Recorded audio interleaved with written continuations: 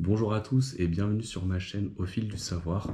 Aujourd'hui, je voulais vous présenter une séquence complète que j'utilise en petite section et moyenne section pour travailler une notion essentielle qui est exprimer un rang dans une suite ordonnée. C'est tout ce qui est l'aspect ordinal du nombre qui est très peu travaillé généralement en maternelle et notamment en petite section et en moyenne section. Et l'idée, c'est d'aider les enfants à exprimer une position avec un nombre, donc c'est lorsque l'on dit le premier, le deuxième ou le troisième. Pourquoi faire cette séquence précise? On a souvent tendance à oublier à quel point cette notion de rang est complexe pour les jeunes enfants. Et avec cette activité, les enfants vont apprendre à observer une file, à dire quel animal, quel objet est situé où et à quelle place, et à utiliser des repères clairs et précis. Donc on va les aider à construire du sens autour de la position, mais aussi de relier les mots et les nombres.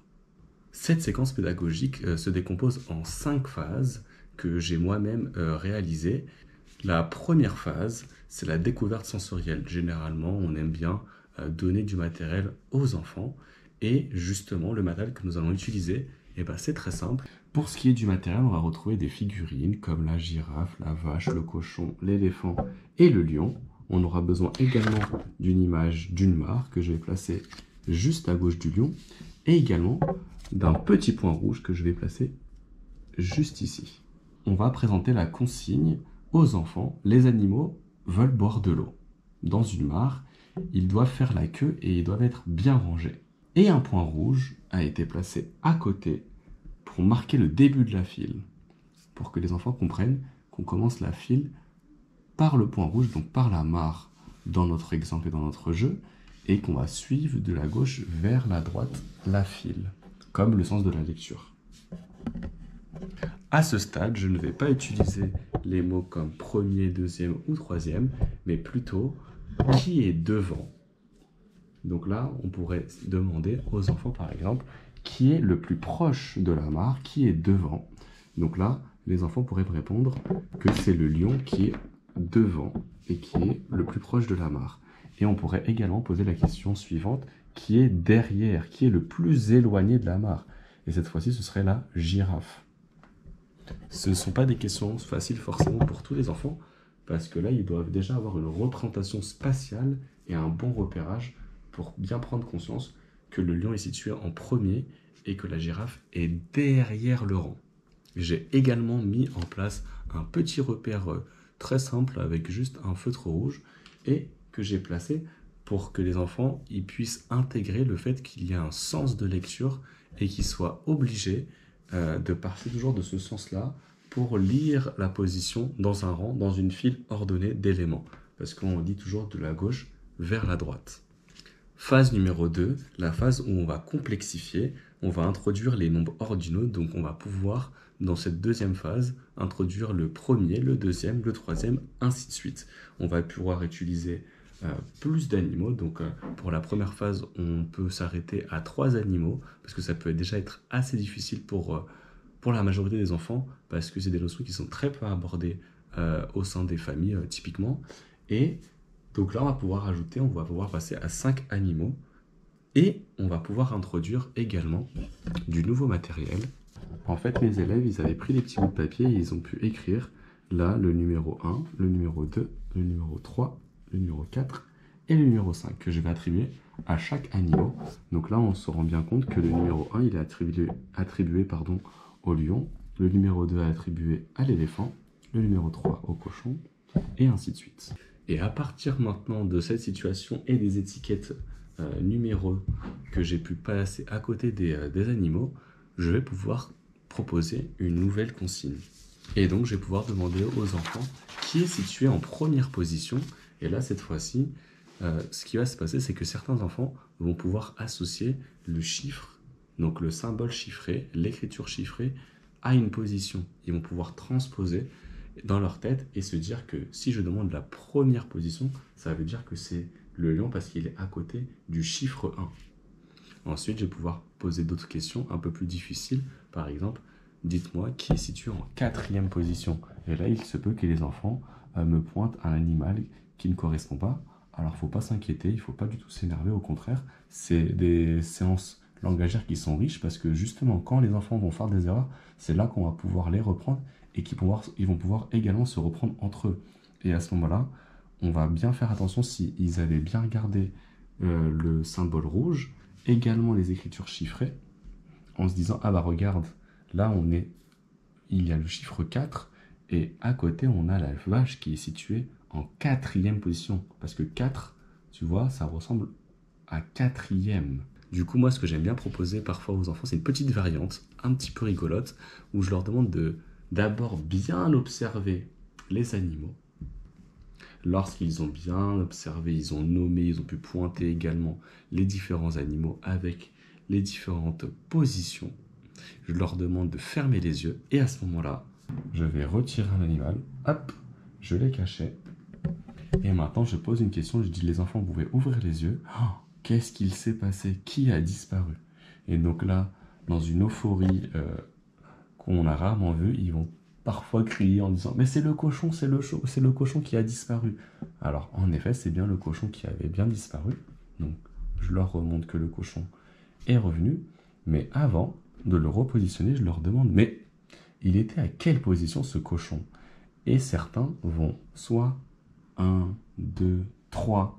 Ils vont compter, ils vont se rendre compte que là, il y a un emplacement vide et il n'y a plus personne.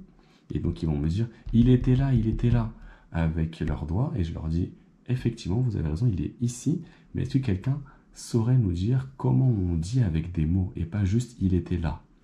Et parfois, certains vont me dire que le cochon était situé en 3. Et je dis effectivement, il était bien situé en 3. Et après, je peux leur apporter le vocabulaire en leur disant « Il est en 3e position, le cochon, vous aviez raison ». Donc là, c'est déjà une bonne façon de leur introduire le nouveau vocabulaire de manière progressive. Et je les reprends pour que ensuite ce soit eux de verbaliser. Mais si les premiers temps, ils ne verbalisent pas, il ne faut surtout pas s'inquiéter parce que c'est des séances qui vont se faire de manière régulière. Ensuite, on va passer à une 3e phase, la phase de verbalisation. On va demander aux enfants d'expliquer comment ils ont su où tel animal était placé et comment ils ont procédé. Là, on appelle ça un peu de la métacognition à hauteur d'un élève de maternelle. Tout simplement, on les aide à mettre des mots sur leur stratégie. Est-ce qu'ils ont compté? Est-ce qu'ils ont utilisé la frise? Est-ce qu'ils ont utilisé le repère rouge pour se repérer, pour savoir dans quel sens ils allaient pouvoir se baser pour ensuite pouvoir compter? Ou 4e possibilité, est-ce qu'ils ont utilisé l'écriture chiffrée? Ça veut dire qu'ils ont simplement regardé que l'emplacement 3 et donc le chiffre 3, il n'y avait plus personne à côté, et donc ils en ont déduit que c'était le cochon qui était en 3e position. Donc c'est plusieurs procédures, stratégies qui vont être mises en place par les enfants, et c'est à nous de les amener à avoir ces réflexions-là, parce que certains vont nous surprendre, ils vont avoir des très bonnes façons de procéder, ils vont pouvoir l'expliquer, d'autres vont avoir le bon raisonnement, mais ils n'auront pas de mots, ils ne sauront pas dire comment ils avaient réussi à trouver la solution, la réponse. 4e phase, on garde une trace. On fait le point sur ce qu'on a appris, on va construire ensemble une fiche mémo avec les enfants, et si jamais ça ne vient pas forcément d'eux, donc là on a une première fiche mémo, hop, que j'ai pu concevoir, que je viens vous montrer juste ici, que je vous mettrai évidemment en description de la vidéo, et en fait là, c'est une fiche qui va indiquer et que je vais mettre en place dans la classe pour indiquer aux enfants tout ce que l'on doit retenir pour réussir l'activité. Donc on peut faire une stratégie visuelle, donc on regarde bien où sont les animaux. L'animal qui est le plus près de la mare est forcément le premier, et celui qui est le plus éloigné de la mare, il est forcément le dernier.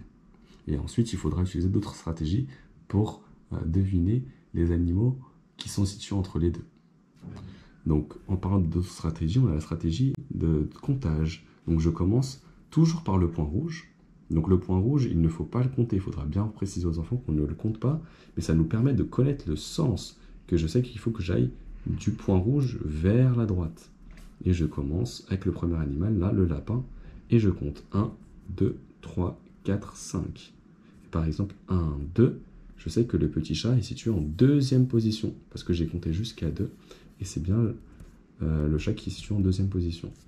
On a également une stratégie de spatialisation, Et donc cette stratégie-là, c'est commencer toujours du bon côté, le point rouge, et aller jusqu'au bout, donc jusqu'à l'arbre dans mon exemple. Et ensuite, on a une dernière et une quatrième stratégie que je peux vous montrer juste ici. C'est une stratégie symbolique où en fait l'enfant a déjà compris que le mot troisième comportait déjà le mot 3, et donc il faisait référence au mot 3, et ensuite, dans une frise, il sait se repérer et il sait me dire que 1, 2, 3, donc c'est bien le troisième, et donc là c'était la girafe qui était en troisième position. Donc c'est une stratégie qui est beaucoup plus abstraite parce qu'il faut passer de la verbalisation où l'enfant comprend ce que signifie le mot troisième, ensuite il l'associe à son écriture chiffrée, et ensuite il sait le repérer dans une file. Et cinquième et dernière phase, c'est passer à l'abstraction, donc utiliser le langage symbolique, donc les chiffres.